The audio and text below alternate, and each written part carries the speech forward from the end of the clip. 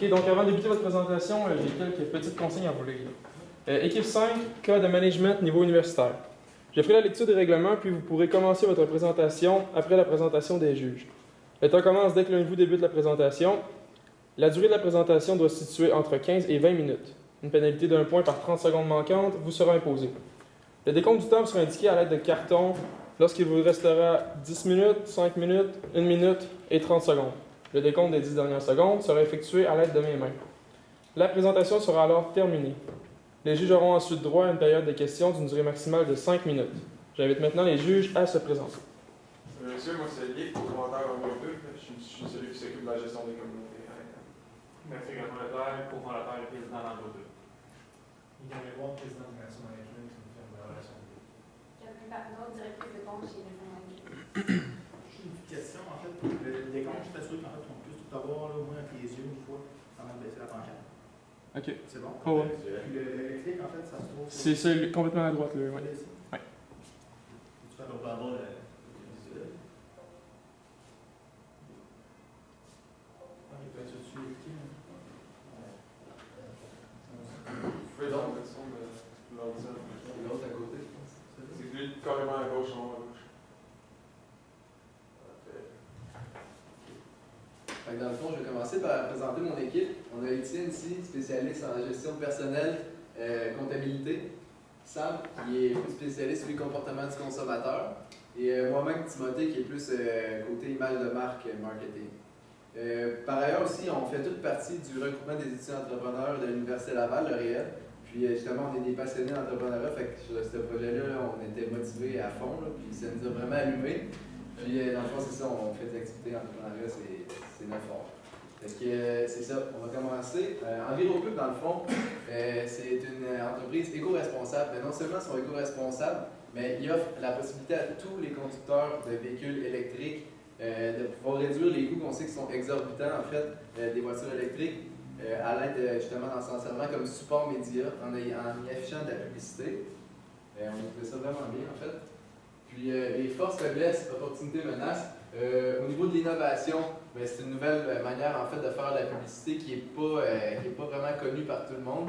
Puis qui, je pense que ça peut vraiment développer un nouveau marché. La durabilité, en fait, c'est que c'est seulement des voitures électriques, on sait, donc ça n'a aucune empreinte écologique. Puis au niveau écologique, on n'utilise pas plein de papier, des petits flyers, on distribue partout. C'est une nouvelle méthode de marketing qui est vraiment. On ne gaspille pas en fait, à part les collants, bien sûr, sur les automobiles, mais qui durent pendant une longue durée. Donc, au niveau des forces, c'est complet. Sinon, les faiblesses, 14 000 clients potentiels. C'est sûr que c'est pas non plus, compte tenu du nombre de conducteurs automobiles au Québec, par exemple, 14 000, on sait que c'est pas un gros ratio. Sinon, l'ouverture des entreprises sont peut-être moins enclins, certaines, à faire de la publicité sur les voitures, justement des gens qui ne connaissent pas. C'est un problème qu'on va régler plus tard. Opportunité, la loi zéro émission. La loi zéro émission concernant les constructeurs automobiles qui doivent construire un nombre minimum de voitures électriques. Les marchés émergents, justement, nouveau marché, il y a la possibilité aussi d'aller à l'international. Sinon, au niveau des menaces, tous les concurrents qui pourraient s'inspirer justement de ce modèle d'affaires-là pour essayer de faire de la concurrence. On n'en a pas ciblé étant donné une loi ça. Sinon, le mandat qu'on avait aujourd'hui pour EnviroPub, dans le fond, c'était de déterminer des moyens pour assurer que la communauté en tant que telle a un bon comportement, une bonne conduite, surtout sur la route. Sinon, de fidéliser le bassin de conducteurs justement jusqu'au moment où on signe un contrat EnviroPub, parce qu'on sait que c'est dans ce délai-là qu'il y en a qui pourraient se désister, soit que c'est trop long, puis ils n'ont pas de contrat. Puis on va vous apporter une solution pour ça au cours de notre présentation. Donc, on commence pour les solutions. Donc, moi, je vais vous parler du premier mandat, qui était en fait de s'assurer que les conducteurs, en fait, soient des bons conducteurs, qui aient un bon comportement routier. Donc, première idée, c'est parfait, vous le faites à l'inscription avec le questionnaire, vous demandez c'est quand la dernière date qu'on a en fait l'infraction. On veut repousser un petit peu plus la recherche là-dessus. Je vais vous parler du dossier de conduite. Je ne sais pas si vous savez un peu c'est quoi, je vais vous l'expliquer. Le dossier de conduite, c'est simple. C'est un dossier qui est gratuit, en fait, sur le site de la SAC. Donc, on a juste à le commander par Internet avec un numéro de permis de conduire. Ça peut être la personne autant que vous qui pouvez le commander. La personne le reçoit environ dans un délai de 2 semaines, qui peut concorder avec un délai de sélection que quelqu'un peut comprendre, en fait, le conducteur, le consommateur. Donc, on commande le dossier de conduite. On peut l'analyser ensuite, on voit les 6 dernières années. En fait, c'est quoi qui est sur le dossier? Donc, on a une suspension de permis, on a passé sur une rouge, un stop, une zone scolaire, tout ça va être inscrit. Donc, on va savoir c'est quoi l'historique de notre client. Ensuite de ça, on a un contrat. Le contrat ECAN n'est pas directement en bout avec l'inscription. Donc, il peut avoir une période. Si cette période est 2 mois, c'est parfait. On a un dossier de conduite qui concorde. On ne veut pas non plus dans le commentaire ou 30. Mais dans un délai de 6 mois, on trouve que c'est convenable. La personne peut avoir changé d'attitude de conduite dans un délai de 6 mois. Donc, on peut recommander le dossier pour s'assurer que le client est encore un bon conducteur. Donc, ensuite, une fois que notre conducteur est accepté, on a fait la publicité, il a accepté, il a signé le contrat, on veut créer un système d'avis. Le système d'avis va être dans le contrat, donc le consommateur, le client va savoir, va l'avoir signé, il va déjà être au courant c'est quoi. Donc, on a l'exemple, le véhicule circule, on reçoit un avis d'un autre consommateur, d'une personne X, qui voit qu'il y a une manœuvre dangereuse, quelqu'un qui ne fait pas un stop, on reçoit un appel, la personne va être au courant qu'on reçoit un 10%, en fait, on va lui retirer un 10% des revenus qui devaient lui être attribués. Comme ça, on fait vraiment un impact important sur les revenus que la personne va recevoir. Deuxième appel, on donne un deuxième appel pour le même consommateur, c'est spécial, il se passe quelque chose, peut-être qu'on avait mal lu le dossier de conduite ou la personne a changé complètement d'utilisation. Donc on arrive 50%, et troisième appel, on dit out. En fait, on cesse le contrat immédiatement, on ne veut pas avoir ce conducteur-là avec nous. Donc, on va lui demander de retirer le collant lui-même, comme vous avez dit, c'est assez simple dans un lave-auto, ou on prend rendez-vous avec lui si lui ne compare pas, il ne veut pas enlever, ou ne veut pas continuer à faire de la publicité sur son véhicule. Donc, vous donnez une petite idée, en fait, on mettrait en 1-800 ma conduite. Ça n'existe peut-être pas le nombre de chiffres avec ma conduite, mais en fait, c'est juste pour vous donner une idée. Il y aurait ça dans chaque pub, en fait, dans chaque coin de la publicité, pour que vraiment quelqu'un voit ça dans un crime, c'est pas bon pour l'entreprise d'avoir un véhicule comme ça. Il appelle, on répond, puis on passe en tête. La deuxième partie du mandat, qu'est-ce que ça apportait? C'est comment on pouvait fidéliser nos conducteurs pour qu'ils restent avec nous, qu'ils restent actifs pendant le délai qu'il peut avoir. Le délai, c'est dans le fond, à partir du jour 1 où on les accepte, sont dans l'entreprise, on peut avoir affaire à eux pour avoir de la publicité, ben, il peut y avoir un délai. Je donne un exemple, si on atteint un bassin de 4000 conducteurs avec des entreprises, ça ne veut pas dire qu'en 2 semaines, on va être capable de gérer ça, de trouver une entreprise qui fait le match, ensuite poser les collants. Donc, qu'est-ce qu'on peut faire, qu'est-ce qu'on peut mettre en place pour que ces gens-là restent avec nous, restent fidèles? C'est simple. Puis notre solution, on l'a basée vraiment sur qui vous êtes, c'est quoi votre entreprise, c'est quoi vos valeurs pour que tout concorde. C'est quoi vous êtes? Vous êtes éco-responsable. Vous voulez mettre de l'avant le développement durable. Vous voulez aussi faire la promotion des véhicules électriques. Comment on peut mettre tout ça ensemble? C'est simple, avec une carte de fidélité. Là, je vous arrête. Je ne veux pas vous montrer une carte de fidélité à papier qu'on va imprimer, qu'on va faire de la gestion. C'est vraiment pas ça c'est vraiment pas ça le but. Et qu'est-ce qui est super intéressant aussi, c'est que vous êtes en train de développer une application. Donc, on va venir annexer la carte de fidélité directement dans l'application. Donc, comment ça va marcher? Lors de l'inscription, vous avez déjà vraiment un processus d'inscription qui est stable, qui est fixe. On va rajouter une étape à ça. Une fois que le conducteur va passer par le processus d'acceptation et qu'on va lui dire « D'accord, on accepte », on va envoyer un collant d'EnviroPub avec le logo de l'entreprise au conducteur. Le conducteur, qu'est-ce qu'il va avoir besoin de faire? C'est de mettre le collant sur son véhicule et de prendre une photo avec le collant. Qu'est-ce que ça fait? De 1, ça fait de la publicité pour EnviroPub. De 2, ça rend le conducteur qui est actif, qui a quelque chose de concret à faire. Puis de 3, dans le fond, ça va lui permettre de débloquer sa carte privilège sur son application. Donc vous, en tant qu'administrateur, vous allez pouvoir débloquer automatiquement à partir de cette action-là. Dans le fond, ça va être vraiment simple, vous ouvrez l'application, comme les nouvelles cartes privilèges qu'on a avec la SAQ, c'est vraiment pour simplifier le processus. Ensuite de ça, je ne vous ai pas encore parlé, ça va être quoi la carte privilège? Qu'est-ce qu'on va pouvoir donner aux conducteurs? C'est simple, vous développez déjà des partenariats avec des entreprises qui vous ressemblent, qui ont des valeurs, qui sont éco-responsables. On ne veut pas avoir une entreprise qui sort de ce moule-là. On veut continuer à encourager les gens à créer une communauté qui va consommer, qui va aller dans des endroits où c'est éco-responsable. Donc, ça va être vos partenariats qui sont déjà en place. Ça va être un offre, parce qu'on sait déjà aussi que c'est difficile de négocier des nouveaux partenariats, c'est mettre la publicité, les gens sont frileux, ça ne s'est jamais vu. Bien là, vous venez offrir une plus-value à vos contrats. Pardon?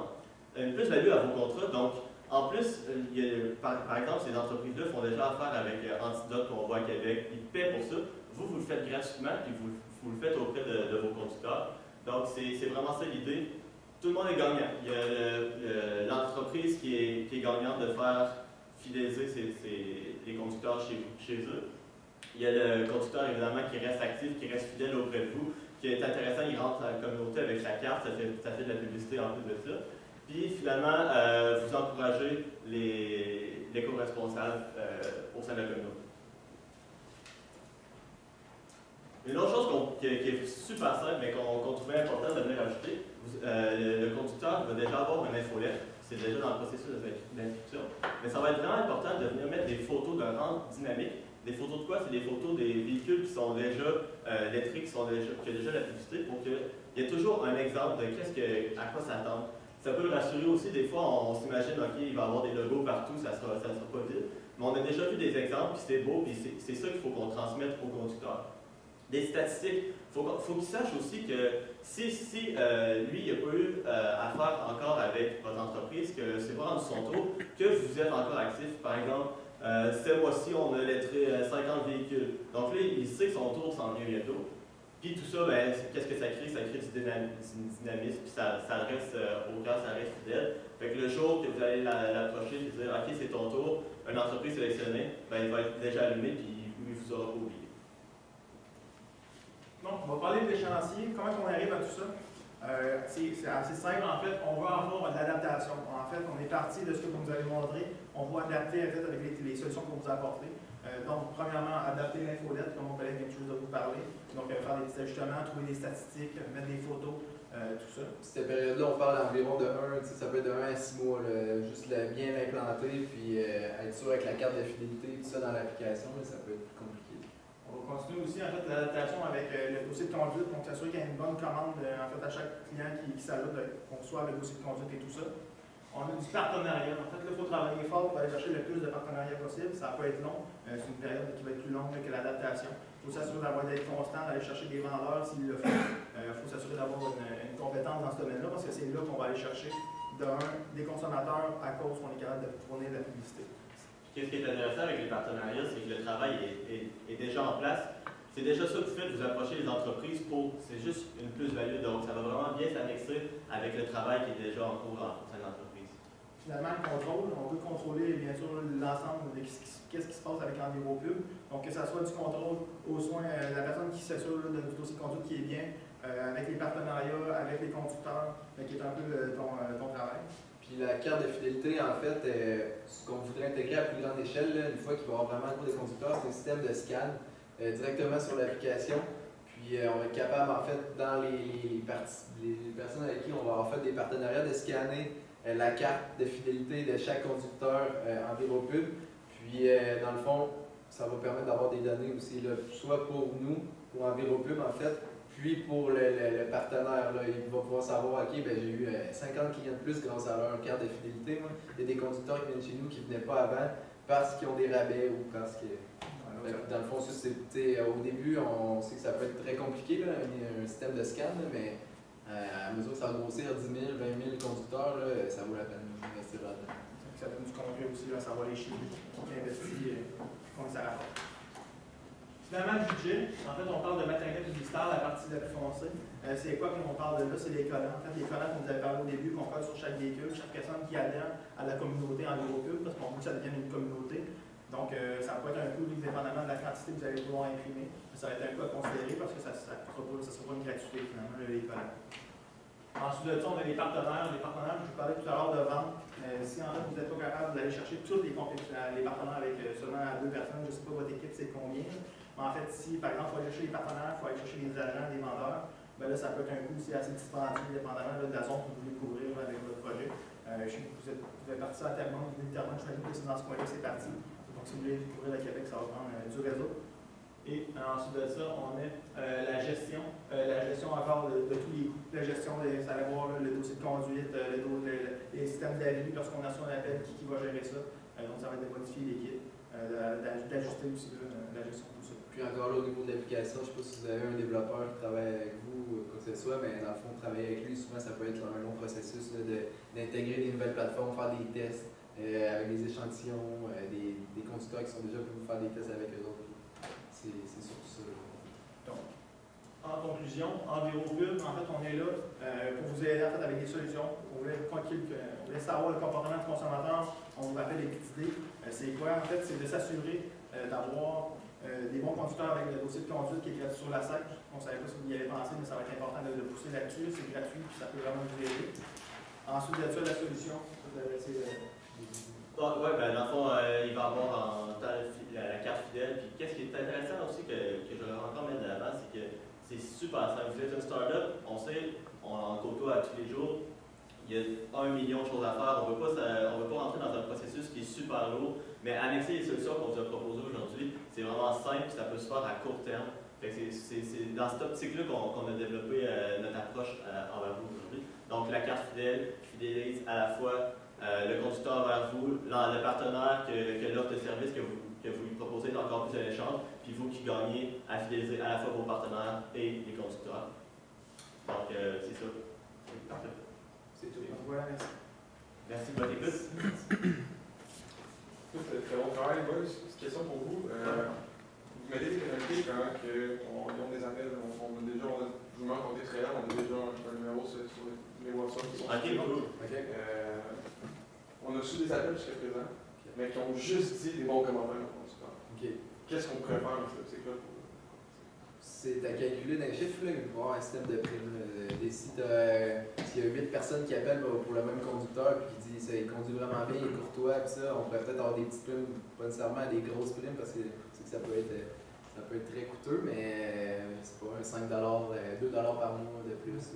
Pour compléter, peut-être, qu'est-ce que je vois, c'est on sait qu'en ce moment, c'est nouveau, le volume de personnes n'est pas grand.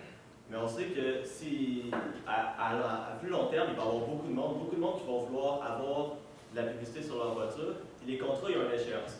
Mais si le conducteur, par exemple, qui a 8 appels qu'on a dit, bravo, il y a eu après ça, on peut le prioriser d'un nouveau contrat.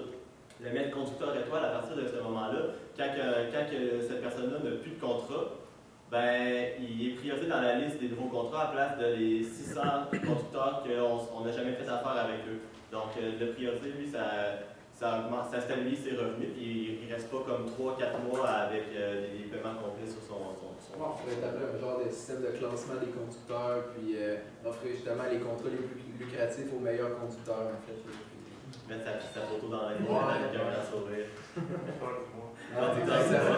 C'est un petit peu la question, en fait, j'avais écrit, que ce soit d'un bon comportement, on va sanctionner les mauvais comportements. Je trouvais ça, je crois qu'il y avait un trou quelque part, mais effectivement, si on récompense ces gens-là, c'est une bonne chose, mais ça ne fait pas partie de ma deuxième question, c'est pour les coûts des partenariats, c'est quoi la description de ces coûts? Ça prend quand même dans le fond, presque 50% du budget. C'est gros du temps, surtout. En fait, dans le fond, le budget, c'est vraiment le budget de nos solutions, c'est pas le budget de l'entreprise, ça c'est sûr qu'il y a vraiment une distinction à faire là-dedans.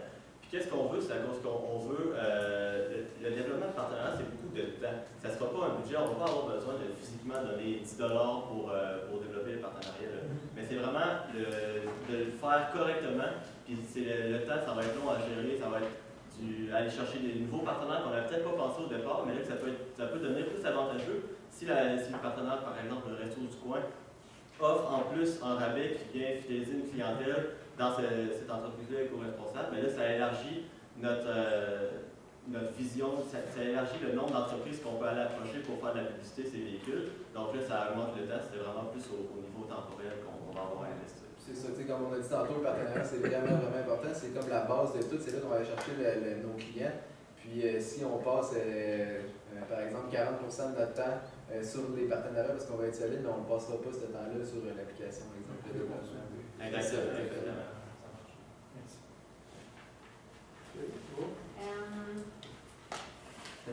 Un point que je vois souvent aussi dans les autres, que j'ai vu dans les autres équipes, c'était surtout tout ce fait qui était spécialisé dans le comportement du consommateur, mais je n'ai rien vu sur le consommateur. En fait, on voulait répondre au mandat vraiment le comportement. Je parlais plus du comportement d'outil, en fait, d'aller parler d'outils de conduite, mais si vous voulez qu'on pousse plus, par exemple, vraiment, comment on va faire pour aller chercher le client? En fait, ça serait plus de montrer combien vous donnez. On avait comme 50 à 300$ par véhicule. On ne savait pas si c'était mensuel ou hebdomadaire. C'est sûr que c'est vraiment de l'argent qu'on va aller chercher le coût d'installation du collant, je sais qu'il était en su, là, qui était en supplémentaire, là, dans le fond, puis il n'était pas inclus. Fait que là, tu sais, ce coût-là, est-ce que ça rajoute un 30$ par mois pour l'entreprise? C'est des choses qui n'étaient pas dans le mandat. Fait qu'on y a pensé, mais on s'est justement arrêté à penser à ça, parce que sinon, on se met avec une solution. Ouais. Encore le temps, une petite question encore par rapport aux appels au système d'avis. On le suppose du compte, c'est parfois le temps avancé, mais est-ce qu'on donne une chance de rémission aux conducteurs qui ont eu un mauvais appel? Est-ce qu'ils sont perdants pour un contrat? Parce que les contrats, c'est 1 an ou 2 ans, ça fait place de perdre 10% ou même 50% sur toute la durée. Puis l'autre point, c'est l'analyse de la pertinence des appels. C'est une vieille madame, frustrée, le gars il a freiné pour ça. C'est pas de sa faute, il perd 50% de son revenu. C'est sûr que ça C'est vrai que c'est considération. Même 10%, l'appel, des fois, c'est vraiment quelqu'un qui est fou, mais qui n'avait pas peut-être autour, l'autre qui est correct. Tu sais, il y a premier appel, deuxième appel, troisième appel, ça peut être après 5 appels, après, tu sais, je veux dire, ça dépend du volume d'appels qu'on reçoit. Juste pour closer, il reste 30 secondes. En fait, c'est sûr que l'appel, en fait, il faut que ça soit écrit dans le contrat, 10%, 50% out. Comme ça nous donne vraiment le X, en fait, le deadline. Mais c'est à nous comme ça de gérer si tu veux aider ton client ou le garder. Dans le fond, vu que ça va être dans le contrat, ça va comme leur faire peur qu'ils vont l'avoir en tête. Puis après ça, c'est de la micro-gestion, c'est votre jugement, votre contact que vous avez avec la personne. Ok, c'est tout ça qu'on avait. C'est terminé. Merci.